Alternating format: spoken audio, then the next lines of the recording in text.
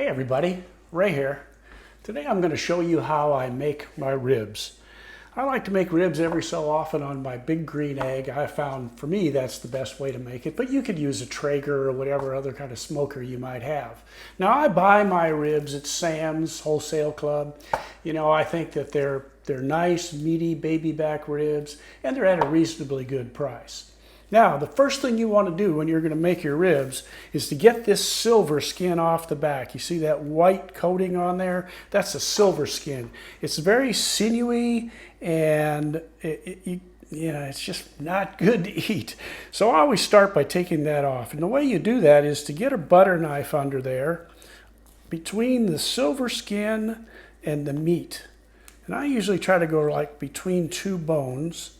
And you slowly make your way under that silver skin, and you do your best not to shove the knife out through the silver skin, which you've seen me do a couple of times already. But that's okay if you do that. Just keep working your way underneath it, and you'll find that eventually you'll feel that it start pulling up, and you'll get yourself to the other side of the silver skin. And once you've done that, and you can just start to pull it up with the blunt edge of the butter knife. And then what I do is I just slide my thumb underneath like that and to continue to pull that silver skin away. And then you can just slip it right off both ends just like that. And you can see that it peels right off. Sometimes it goes pretty easy, sometimes it doesn't go so easy, but generally that's about the effort that it takes to get that silver skin off. It took me about 6 or 7 minutes, maybe 8 minutes to get all the silver skin off of my 6 slabs of baby back ribs. So it really doesn't take very long, and it makes a big difference when you're trying to chew that meat. If it has that silver skin, like I said, it's just kind of nasty. Now the other thing that I do is once I've got the silver skin off, I go ahead and cut these in half. Purely optional. I like to do it just because I think it makes the ribs a little bit easier to handle through the rest of this process. And speaking of the process, the next thing we're going to do is to get our rub on here. I'll show you what rub I use and how I do it. The rub that I like to use on my ribs is this Grill Mates Brown Sugar Bourbon. You can use whatever rub you like, but I just really like the flavor profile of this particular rub. I've used lots of rubs and changed and tried different flavors, but I wind up always coming back to this one. So this is the one that I use all the time now. And what I'm going to do is I'll just pull down a piece of wrap here. I just buy this from Sam's in the big food service size. And then I take my rib and put it on there, and the first thing I do is rub some just regular old yellow mustard. This happens to be French's, but I think any yellow mustard would do just fine.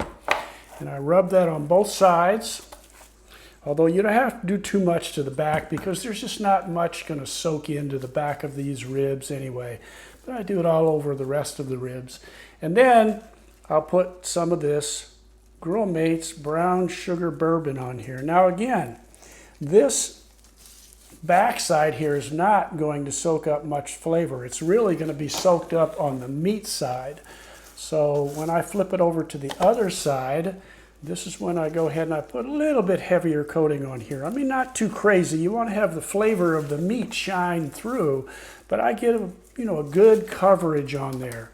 And then all I have to do is just wrap this up individually like this, and it's ready to go in the refrigerator overnight. I'll start these about noon tomorrow, and it's about 1 o'clock right now. So that's about how long I'll let these sit in the rub. So I'm going to do the rest of these, and then really the next time I'm back will be tomorrow when I pull these out of the refrigerator, get the grill ready, and get them out there to do their smoking. All right, so we pulled our ribs out of the refrigerator, unwrapped them. Remember I had them all wrapped with film. And now what I'm going to do is just load them into my rib rack here. And this is just a rack that came with one of those roasting pans that you get for roasting a turkey. Pretty inexpensive, and it works great. I've got the Big Green Egg set up at 250 degrees. It's been running at 250 now for about 15-20 minutes, so it's very stable. I use the Signals kit with the bellows for the Big Green Egg from ThermoWorks. I found that it does a really good job of controlling the temperature. All right, so it's time to load these into the Big Green Egg. We are ready to go. Our temperature is good. I also have a small, I'm going to call it a deep dish pizza pan in here, and I'll put some water in that too. I like to make sure that my ribs stay nice and moist. You can hear the ThermoWorks beeping at me. It doesn't like the fact that I've opened the door. And sometimes what you have to do is squeeze them on the sides. You have to kind of squeeze sometimes two ribs together, or else they'll be touching the lid when it comes down, and I don't really care for that. So I try to make sure that I've got them set such that that won't happen. Otherwise, this works pretty well.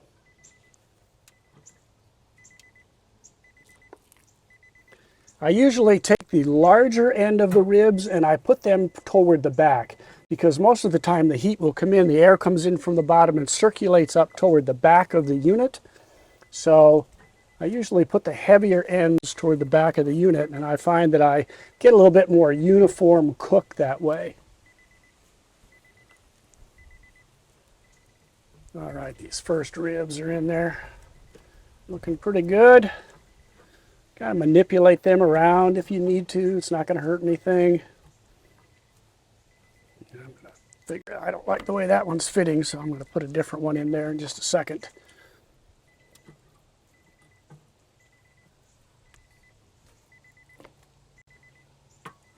Just going to pull this guy back this way a little bit. Pull him back. And I think we're in pretty darn good shape here. If they're going to lay one way or the other, I try to lay them so the bone side is down that way. Okay, I think we're good to go. We're going to drop the lid down. We're going to let these babies cook at 250, 2 hours on the grill. We've stayed pretty close to that 250. I want to tell you, these ribs look beautiful. And the smell of the ribs, even my neighbor just stopped over and said, "Is that you making all those good smells?" They just smell wonderful. And this is an absolutely gorgeous day to be out here barbecuing or anything else. It's about 75 degrees, a light breeze, nice sunny day. It's just been perfect. So what we're going to do is we're just going to take our ribs off. We're going to try to fit them all in here, which is going to be a little tight. And remember what I told you about how the back sometimes gets hotter than the front in a green egg? Here's the back of that one. See, it's a little more charred than some of the other ones are. It just happens that way. It's no big deal. It'll taste good.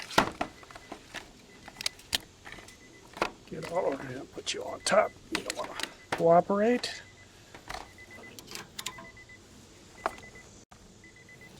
We got all these in here in our pan, and then what I'll do is I'm going to put about a half a cup of water in here. I'll wrap them in foil, and then I will put them back on the grill wrapped with foil. They're going to be back on the grill for another 2 hours.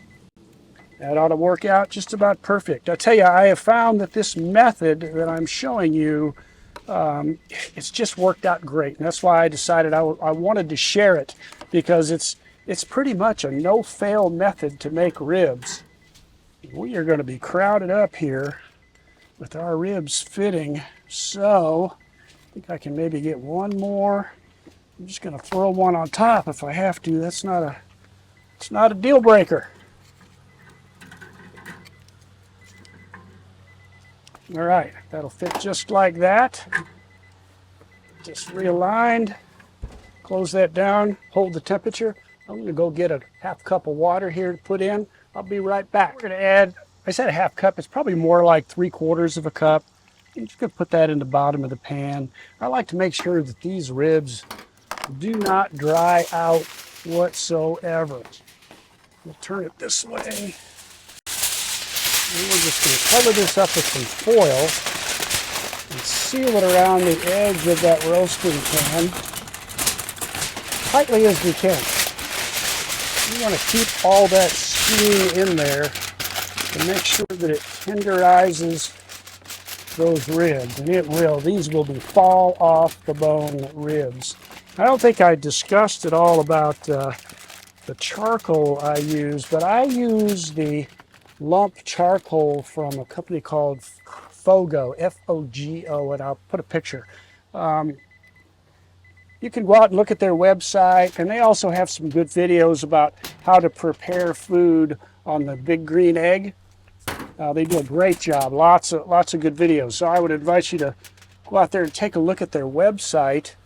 And I have found that their lump charcoal works as well as any that I've ever seen. Now, I've not been able to find that in any of the stores around here, but what I found is the price for the Fogo charcoal is about the same as the Big Green Egg charcoal, and that includes shipping from, I think Florida is where they ship it from, if I'm correct. But they do a really good job. So I've got the Fogo lump charcoal in there, and then I've got, I put a couple of blocks of cherry that I soaked for about a half hour and put the cherry lumps in there.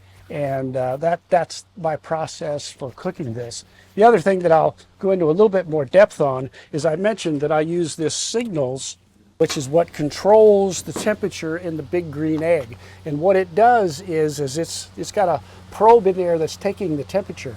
And I've got it set for 250, and I want it to stay within about 5 degrees of that 250. So the bellows down there blows air into the Big Green Egg.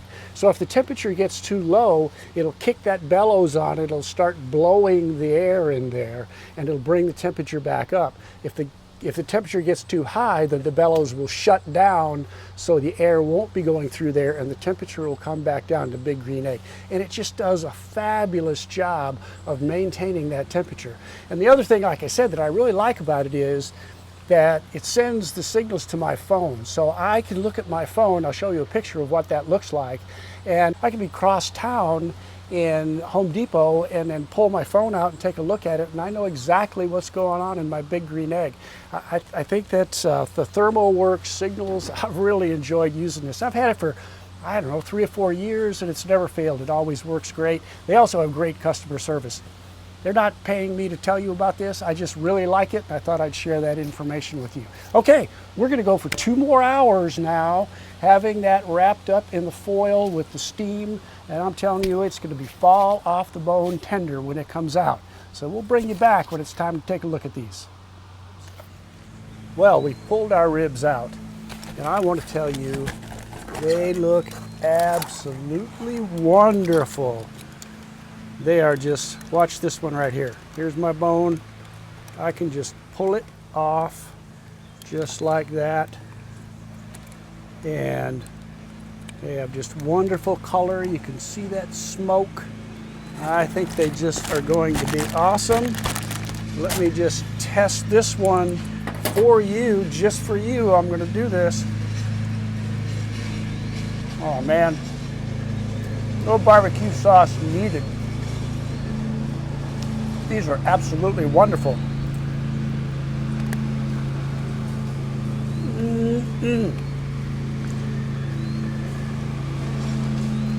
Well,